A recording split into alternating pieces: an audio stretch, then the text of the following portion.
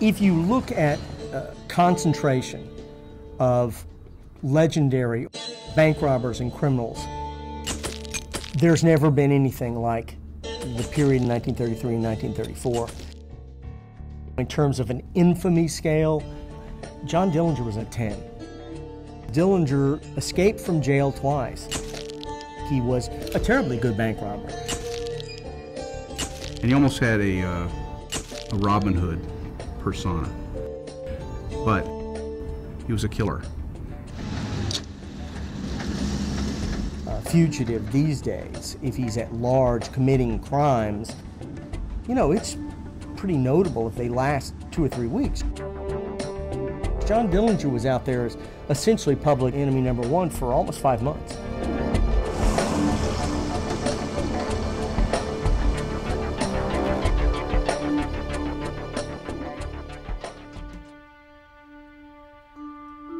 John Dillinger was all over the United States. That's because he knew that local jurisdictions stopped locally. One of the things that's difficult for those of us in the 21st century to comprehend is how different things were for American law enforcement right then. Until 1933, the FBI was not in the business of chasing kidnappers and bank robbers. The FBI didn't have arrest powers. Literally, the FBI could not arrest you. If the FBI caught you and wanted to arrest you, they had to call a sheriff to come do it. The FBI couldn't carry guns. The emphasis was upon men who had law degree or a degree in accounting. Not the type of individual that's first on the scene, but would come in later and conduct the investigation. It was just a very different time. Robbing a bank was not a federal crime. If you robbed a bank in, let's say, Iowa, basically you were worrying about whether the Des Moines police could get you, and if you could outrun them, you were pretty good. But when John Dillinger drove a stolen car across the state line, that was a federal violation, and the interstate aspect was the violation that brought the FBI into the picture. The bank robbery wasn't. Melvin Purvis was the FBI special agent in charge in Chicago during the War on Crime period in 1933 and 1934. J. Edgar Hoover gets on the horn with Melvin Purvis in Chicago and says, "Tell me the resources that we have to bring in this John Dillinger." Well, the bad guys, if you will, almost always had faster cars, V8 engines, better guns, and the FBI was purely reactive. Purvis would think he knew where Dillinger was, and the moment they showed up, you know, if Dillinger left the night before, he could be 3 states away. What he needed was informants. He needed somebody who would get on the phone and say, "He's here." The one time that it actually happened. One thing you have to give credit for to Purvis is that he knew a real tip when he got it. It was one of the people calling from northern Wisconsin who said John Dillinger is up here at this inn, Little Bohemia, with a group of people, and that he could be gone by dawn. Purvis ordered every available man in, and shortly before nightfall, he's on an airplane with 20 available men flying up to the, northern Wisconsin. He didn't have a radio. He didn't have backup. Most of them carried guns they had only just learned to use and had never, to a man, shot in anger.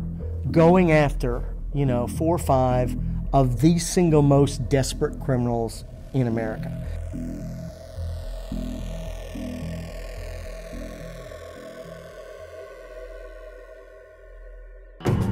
They're dangerous men. They were armed. They had the Thompson submachine gun. They were willing to, resist arrest. If ordered to stop, they weren't going to. They were going to try to escape, and they would try to shoot their way out. It was a recipe for disaster. When they finally arrived, the message came, John Dillinger could be leaving at any minute. So any type of preparation that Purvis might have done essentially got thrown out the window. The only preparation they have is one of the locals drew a map of the place. There's a long dirt driveway through very tall pines. A single building down at the end. They had civilians inside, so potential hostages. The best tactic would have most likely been to set a good, solid perimeter. There was only one road of ingress and egress into Little Bohemia. If you had put a roadblock on that road, now you're controlling the situation. There is this adage about Murphy's Law. If something can go wrong, it will. Melvin Purvis and company definitely experienced that at Little Bohemia. Murphy was everywhere. Dillinger, Nelson, and the men that were there had been there for, I think, 2 or 3 days. And we don't actually know, had they surveyed escape routes and the like. I mean, common sense tells you they probably had. Now, Melvin Purvis, he had the element of surprise.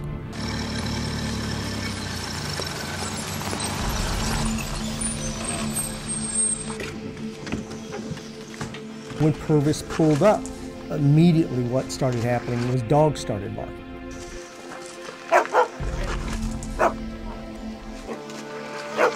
Well, the moment Purvis heard dogs, he thought that an alarm was being cast.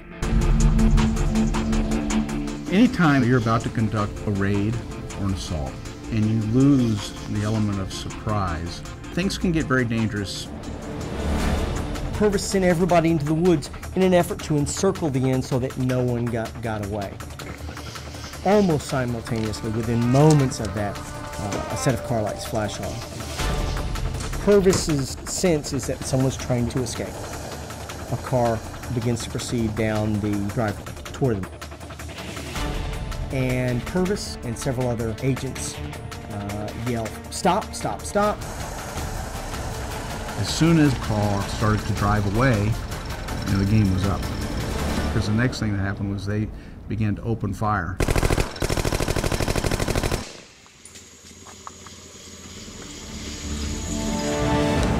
The moment that Purvis and his men opened fire on this car, an agent sees in the back, the second story, there's men trying to come out of a window, and he opens fire. There was a return of fire. During that kind of diversion, Dillinger and the others jumped out of the second-story window and managed to run down into the woods unseen. In fact, none of the circumstances as the FBI, as Purvis perceived them, was accurate. There was no alarm being raised.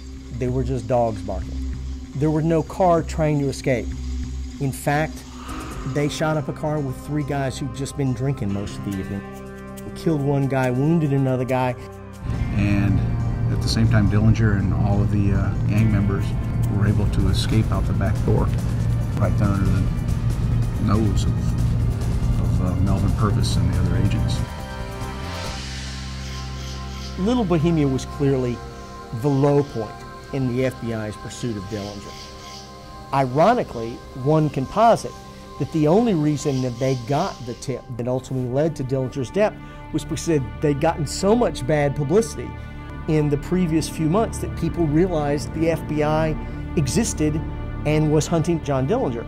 If they'd not had all those screw-ups as at Little Bohemia and elsewhere, it's unlikely anyone would have known to have called them. The FBI was closing in. They were learning from their mistakes. So John Dillinger's days were numbered.